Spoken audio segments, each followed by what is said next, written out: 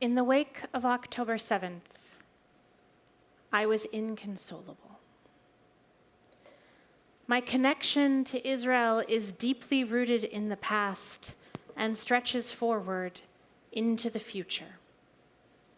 My daughter, the third generation of my family to be born in Israel, the great-great-grandchild of idealistic Zionists who immigrated to Palestine in the second Aliyah, who worked to build the country with their own hands. I have more family in Israel than I do here, and as many friends. As the days passed and I learned of the violent barbarism carried out in a place I consider home, against a people I consider family, I asked myself, how could God let this happen? This is a question that I imagine many of you have wrestled with over the past year. As you learned of the horrors of October 7th, as you counted the days the hostages remained and remain in captivity, as the war raged on and bomb after bomb, rocket after rocket, and missile after missile reduced Gaza to rubble and sent Israelis into bomb shelters, fearing daily for their lives, for the safety of their children, for the future of their homeland. I imagine many of you have asked, how could God let this happen? As you sit here today, remembering those you have loved and lost in your own life, you may have asked, how could God let this happen? Yizkor, the name of this afternoon service on Yom Kippur, means remembrance. And we are invited at this hour to find comfort as we remember those we have lost. In this spirit, I want to offer you what brought me comfort in the wake of October 7th and over this past unbearable year. I stopped asking the question, how could God let this happen? And instead, I started grieving with God. In Jewish tradition, God's feminine aspect, the Shekhinah, mourns alongside us. She was exiled from her rightful place alongside the masculine aspect of God when the Second Temple was destroyed, and she will remain with us in exile until the end of days. This aspect of divinity, introduced to us by the ancient rabbis, I should point out, and not modern feminist interpretation, comes from the Hebrew root shin chet nun, meaning indwelling. It is directly connected to the Hebrew words shachen, neighbor, and mishkan, the earthly dwelling place of God. When God is here, among us in the earthly realm, this is the Shekhinah. And one of the well-known ways the Shekhinah responds to our struggles is by weeping. She grieves with us and for us. Throughout history, the Shekhinah has suffered alongside us through our darkest depths. When we were enslaved in Egypt, when we were exiled in Babylon, during the horrors of the Inquisition, the pogroms, the Holocaust. In the Jewish mystical tradition, she is associated with our foremother Rachel, who weeps for her children. The Shekhinah is our divine mother, here among us to accompany us in our suffering. The great Jewish philosopher Hillel Zeitlin, who was murdered in the Warsaw Ghetto, taught that the Shekhinah is the mother of all creation, the mother of all the children of Israel, the mother of every individual, a loving, compassionate, comforting mother.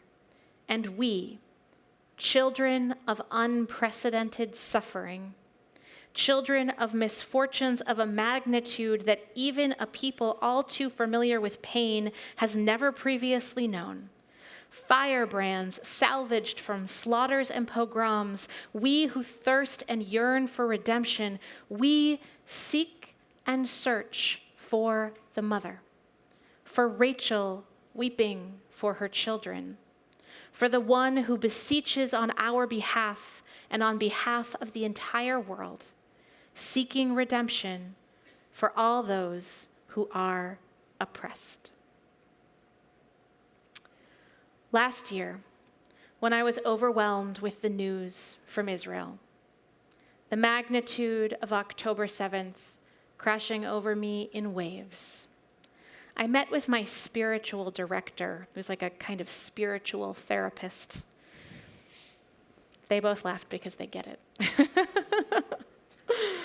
I asked her the question that I had been asking myself over and over: where was God on October 7th? And in response, she asked me what I thought God was feeling in that moment. Imagine creating all of these remarkable, magical creatures, every human being, regardless of faith, made in the image of God, only to have them commit such horrific acts.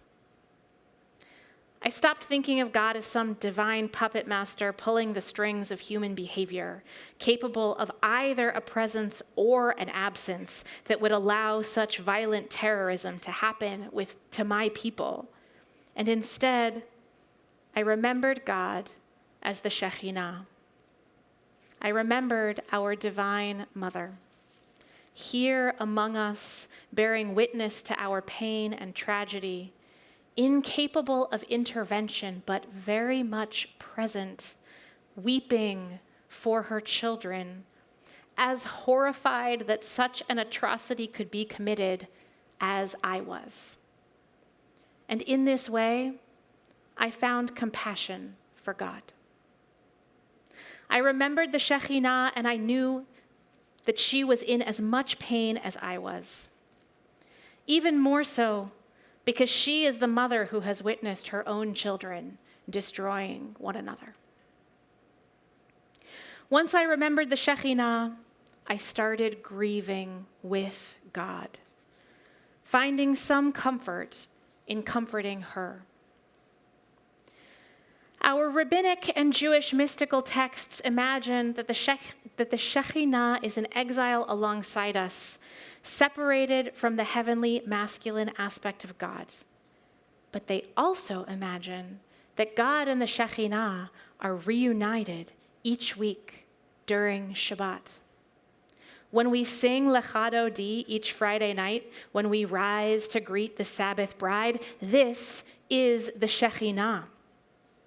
Each week she enters our holy spaces, coming as a bride to greet her groom.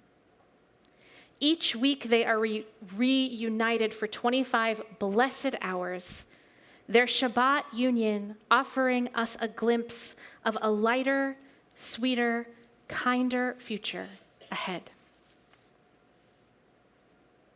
Yizkor is a time to grieve and seek comfort. Even as we enter a new year, there is much to weep over. And we not only weep alongside the Shekhinah, we greet her in joy each Shabbat. Because we are a people that holds fast to the hope of a newer, easier, less painful day. Many of us are at this service today remembering someone we've lost. All of us are carrying the weight of the hardest year the Jewish people have suffered in our lifetime. When we face loss, whether it is personal or communal, we may wonder how God could just stand by. But God is standing next to us. Sometimes we have to close our eyes to feel it. I won't ask you to close your eyes now, but I will suggest that you look around you, here or at home. Look at who has felt your pain with you this year. Whether you lost a parent, child, spouse, or friend, or whether you feel, as I do, that you lost 1,200 family members on October 7th. Were there those who cried with you? I believe God was there, in the tears, in the arms that held you.